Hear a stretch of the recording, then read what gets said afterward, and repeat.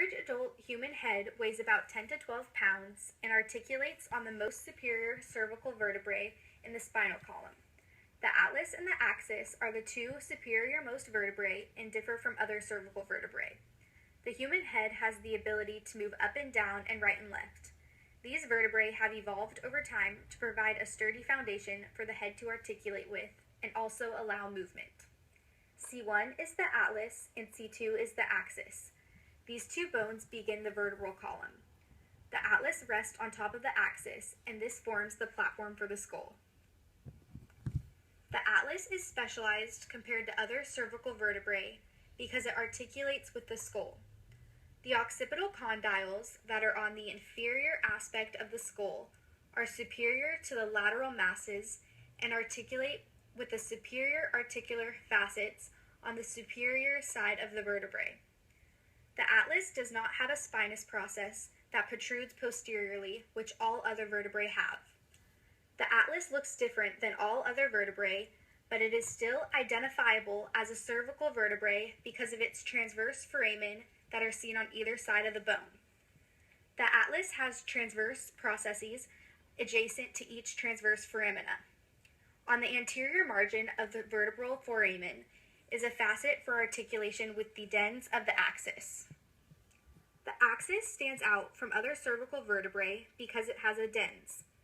This extends superiorly and articulates with the facet for the dens that is on C1. The axis has superior articular facets that articulate with the inferior facets of the atlas, and also inferior articular facets that articulate with the superior articular facets of C3. The axis has a vertebral foramen like all vertebrae, and also a spinous process. This spinous process is what is felt when touching the spine when bent forward.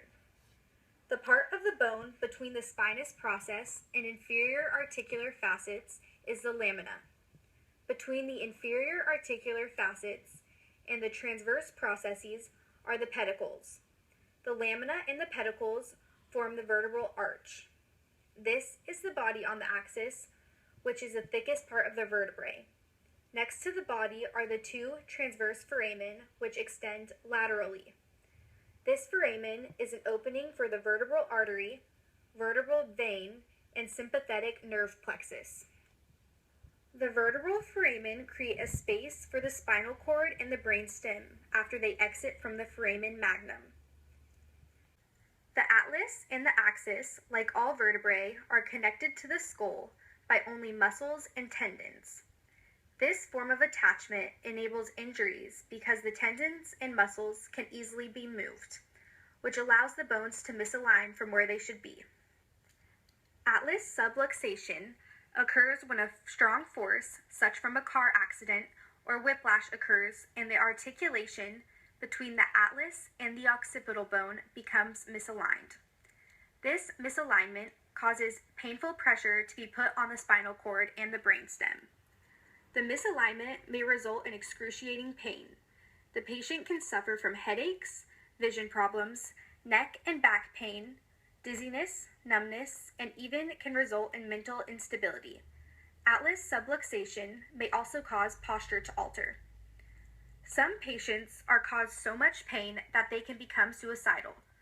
Doctors will take many different X-rays, MRIs, and CTs to determine how serious the subluxation is. They may prescribe medicines to help with the pain and will either realign the bones or send the patient to a chiropractor to get the correct alignment.